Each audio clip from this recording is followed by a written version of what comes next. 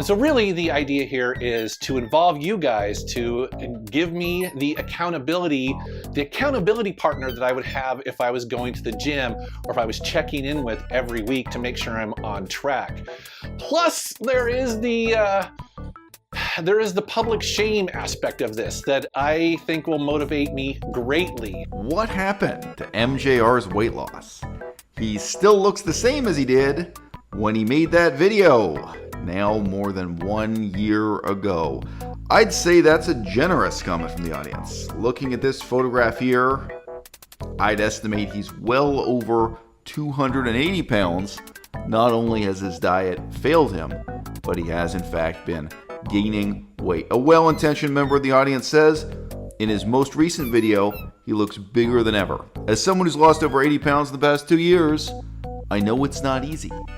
That being said, I feel relying on other people to hold you accountable for your success is an absolute recipe for disaster. It may sound like a good idea, but usually it just adds a bunch of unnecessary pressure. Well, I've got good news and I've got bad news. He made that promise to upload a weekly update as to how much weight he lost and how much exercise he was doing.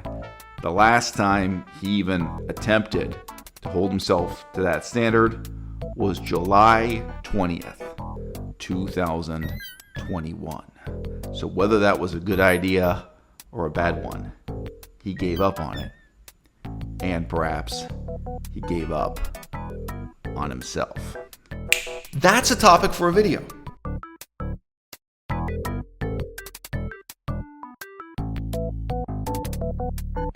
Now you might remember that last August I made a video where I was talking about how I was fat. And I was really excited to start losing some weight. I was going to use the Ring Fit Adventure on the Switch. I was going to be riding my bike, and I was going to be using the Apple Watch to track my motions and my workouts and things like that. And I was pumped to do it. And as you can see, it didn't go quite as planned.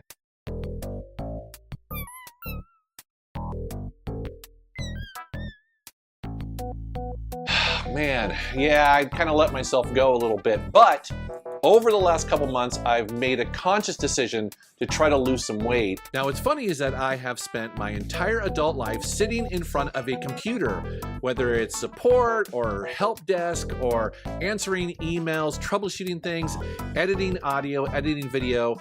When you do that, basically the hours slip by and then pretty soon you are just a zombie sitting at your desk. And so yeah, I've got a lot of excuses, but the truth is that I really need to lose some weight. And so I've been thinking about it for a couple weeks now, and I need to make a change. And I'm reaching out to you guys because I think I've got an interesting idea. Because, you know, listen, it's all my fault. You know, I'm just lacking the motivation and the inspiration to do it. And I feel like I've let a lot of you down. A lot of you have asked about it, brought it up in the comments, and I've let myself down, you know, most importantly.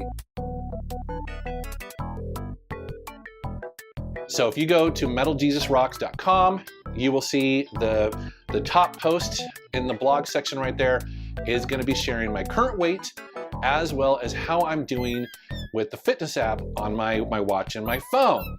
Just how much I'm standing, how much I'm moving, and how much I'm working out. And I'm going to publish that once a week on my website starting today.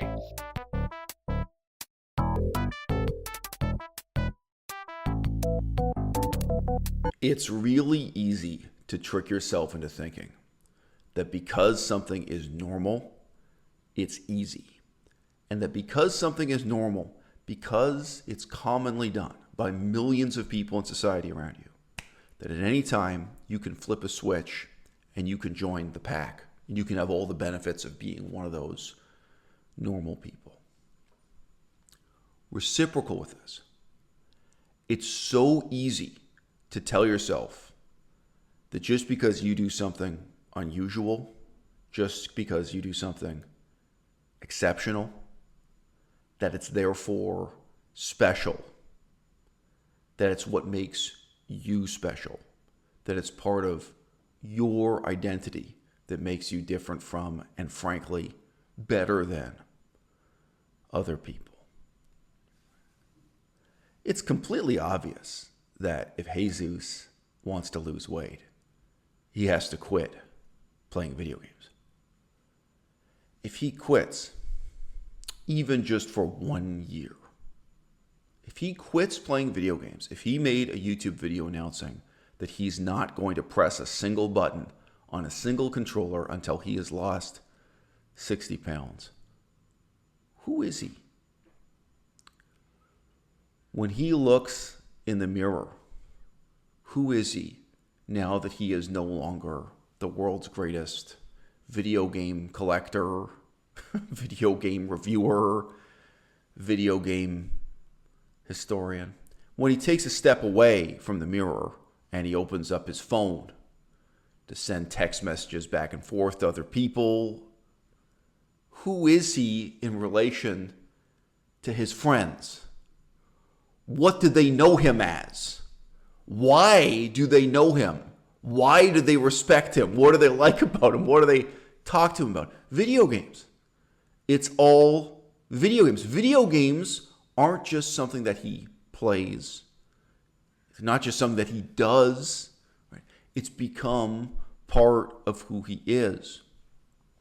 And clearly, it's a huge part of the way in which he feels that he is special, that he's different from other people. Going to the gym and doing push-ups, oh, that's normal. Anybody can do that. You see how easy it is to convince yourself that therefore it would be easy for you, that it would be easy for you to develop those virtues, to develop that self-discipline, that experience. And then you find out that it's not easy, that all those people you've been kind of dismissing and denigrating and looking down on for doing something normal, mainstream, common, something anyone could do, millions of people could do. Actually, if you stop and think about how many hours they put into fitness over how many years. And I'm not talking about Olympic athletes here. I'm talking about the average middle-aged man who just cares about his health, who just stays in shape. The number of hours he's put into learning about diet and exercise and then living with that discipline. The number of hours per week, week after week. All that preparation. That's what makes it easy for him now to go to the gym and do the push-ups. And the absence of that, that's what makes it so hard. That's what makes it impossible for you, Jesus. You're dealing with the deficit created in your life by the hundreds of hours, by the thousands of hours that you spent instead playing video games. And I see this same pattern play out again and again with these young men who call themselves incels. But without exception, what they are video game addicts. They're video game addicts who felt that having a girlfriend or having a wife was normal. That was something everyone was entitled to. That was something easy, right? Getting to level 99 in RuneScape. That was what made them special. Spending all these hours playing video games, spending all these hours watching Japanese cartoons, anime, or whatever. Oh, this is their hobby. This is their passion. This is what makes them special. And it's rare, but once in a while you get an incel who was actually highly motivated to go into the sciences, get a PhD in chemistry or something, right? And they felt like, oh, now that they were accomplished this way, like maybe it's not something as laughable as level 99 in RuneScape. Now that they have a PhD in chemistry, now they're entitled to having a girlfriend. They're entitled to having a wife, and they're embittered that they don't get these things they feel entitled to, right? Oh, yeah, that's normal. That's common. Therefore, it's easy. You think it's easy for other people, and you think it should be easy for you, but you're wrong. And you're wrong in the same way. Doing 200 push-ups for me today is easy because I've done it thousands of times before, because of all the hours I've put in at the gym over decades before. Therefore, it's easy for me now. And therefore, even if I'm injured, even if I have a car accident, then I have to recover, right? Getting back into doing 200 push-ups a day. Oh, yeah. It's easy for me. Sharing my life with a woman, doing the dishes together, talking to her about all the frustrations and disappointments in her life, really sharing my life with a woman in a tiny apartment like this, all right? We're not talking about the manual skill of washing dishes, all right? Man and woman living together in that way, okay? It's a skill. And it's a skill I built up over years of suffering. Suffering and sorrow that you pour into one relationship after another. And yeah, in a sense, you build up that relationship, right? But you're building up yourself, even if it's just your capacity to listen, it's your capacity to feel, it's your capacity to cooperate in this way. And there's a lot of tears, there's a lot of screaming, a lot of weeping, right? It's all this stuff that goes into it. It's like, the sorrow and suffering that goes into building up your physical fitness. Even if you're not an athlete, even if you never went to the Olympics, right? Which goes unseen and unappreciated by someone like Jesus. In the same way, right? It's only easy, it's only effortless for so-called normal people to have so-called normal relationships because of the extraordinary preparation they have, because of the extraordinary suffering and sorrow they've already been through. Now, most perniciously of all, I think, people feel entitled to be parents. People feel entitled to be good parents. They feel that they ought to be respected and admired by their own children as good parents without ever putting in really any thought as to what it's going to take to be a good parent, without putting in any kind of preparation. And this may not be the video game addict stereotype, and it may not be the PhD in chemistry stereotype, although I've met a lot of bad parents who fall into that category. I really have. You can meet a beautiful young woman, and all she ever did was put her effort into being a beautiful young woman. She put all her time into her hair and her nails and her makeup. Let's just say she even worked as an esthetician. She worked in a beauty salon for the sake of it. And how to wear high heels and how to walk in high heels, all those skills that I recognize, that's a certain kind of skill set. And then she thinks one day she can become a mother, and she's going to be a good mother, and she's going to be a great mother, and she's going to be loved and adored by her husband, by her parents and grandparents, by her children and grandchildren, that there's going to be all this admiration and adoration directed her way. And she finds out too late that in the same way that Jesus here lacks the skills, the attitude, the knowledge he needs, frankly, just to save his own life, that she has none of the preparation she needs to be a parent. And just because it's normal, just because it's common for people to be parents, doesn't mean it's going to be easy for you. It's going to be hard for you because of all the thousands of hours you put into playing video games instead of becoming a person of substance. And if it's not video games, maybe for this beautiful young woman, all the thousands of hours you put into hanging out in a nightclub, doing hair and nails and makeup, all the thousands of hours you wasted making yourself into a shallow, brittle person instead of someone who's really substantive, who's really profound, and who's really robust in dealing with the challenges of being a parent. I've got to tell you something. It's not only the child that breaks down weeping in that intimate context under those pressures. Parenting is hard. What people think is normal is hard. It takes extraordinary sacrifice, extraordinary self-discipline, extraordinary preparation. And it's the people who've been through that who then have the luxury of laughing about it, of taking it utterly for granted.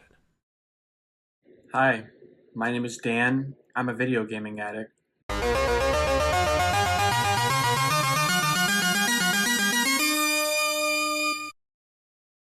One of the biggest points of anxiety for me over the last 10 to 15 years has been that I've never had a girlfriend and I've never really had many friends.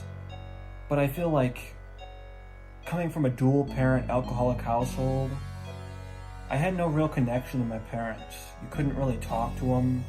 Every day they come home from work, and it was just go and get the Captain Morgan rum and get the Diet Coke and mix them together and drink them till you're drunk every single day.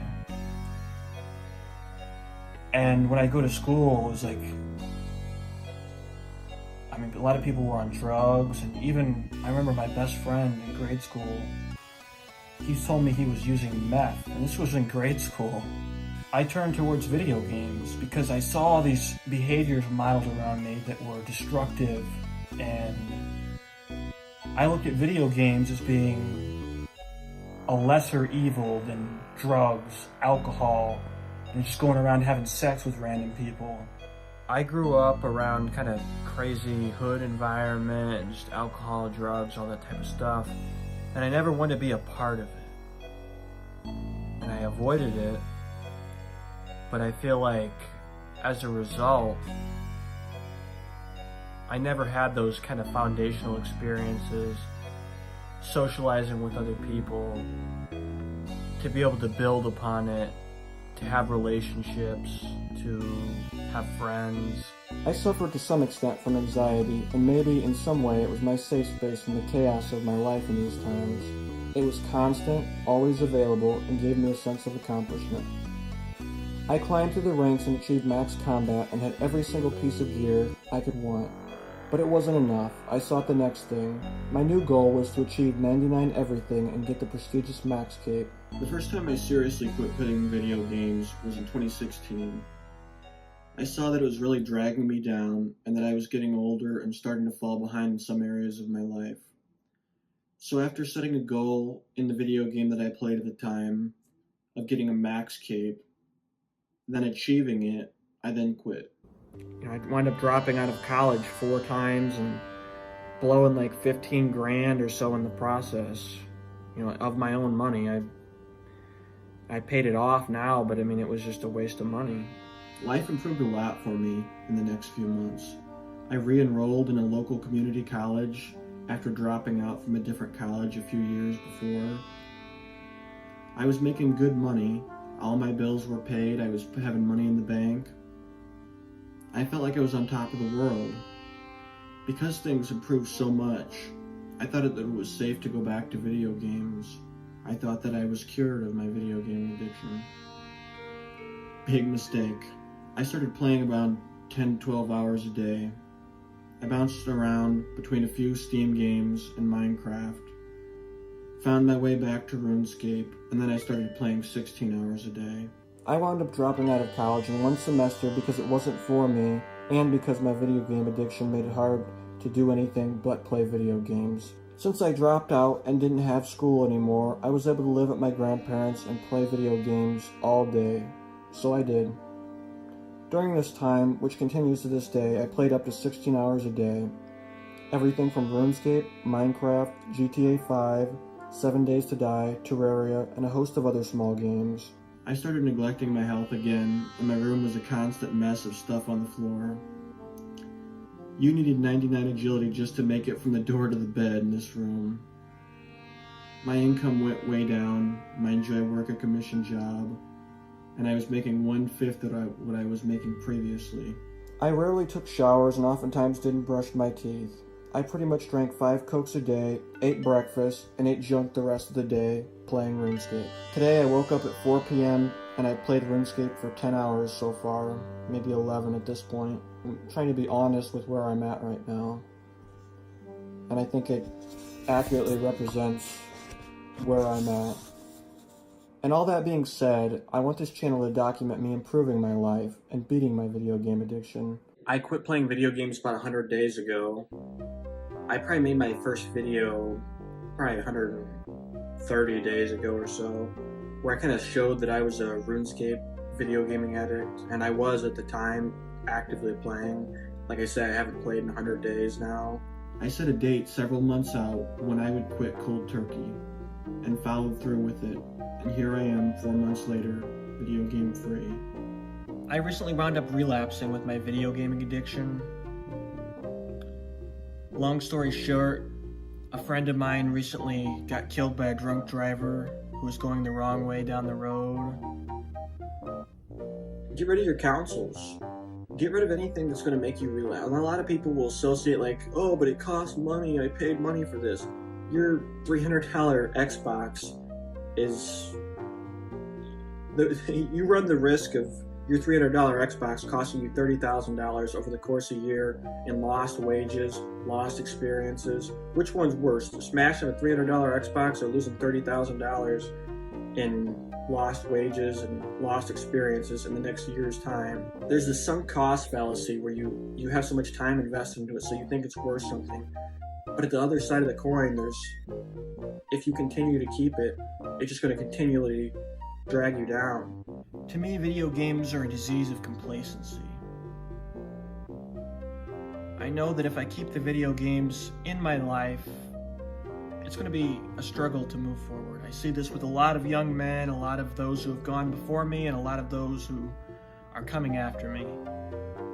They're playing all these video games, and they're not quite doing their schoolwork the way they should. They're not quite as ambitious as they probably could be, and it accumulates over time, and the rest of their life kind of suffers from it. I also want to make a disclaimer that just because you have not played as much as me doesn't mean you're not a video gaming addict. In the same way that a 2-pack-a-day smoker doesn't think he's an addict because he knows a 3-pack-a-day smoker. Or you could substitute that with alcohol, drugs, whatever, gambling, whatever. Once you've formed an addiction to video games, at least in my experience, it's nearly impossible to stop. You may think you're good, you may think you got your life back on track, and you may think you can self-regulate. I did, but I couldn't, and I realize that now. I thought I was cured of my video gaming addiction. I wasn't, and maybe I never will be. ADHD and anxiety, oftentimes I wonder how these are interlinked. I don't know which one came first. I think a lot of my anxiety and ADHD or at least my anxiety, kind of came from my parents or my upbringing.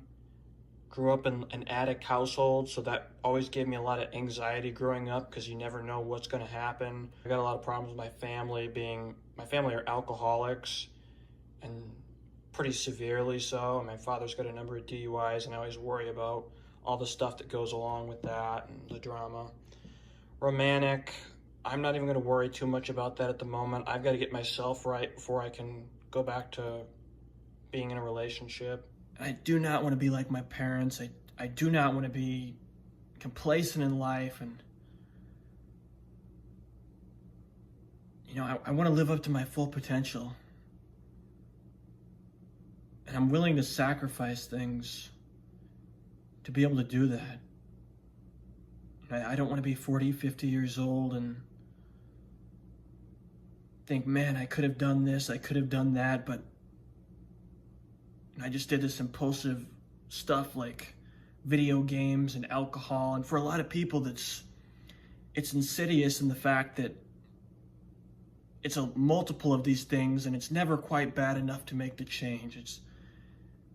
I've watched my parents drinking over all these years now, and I see the slow decline, the slow dimming of, once bright people. I made big changes to quit video games and stay off.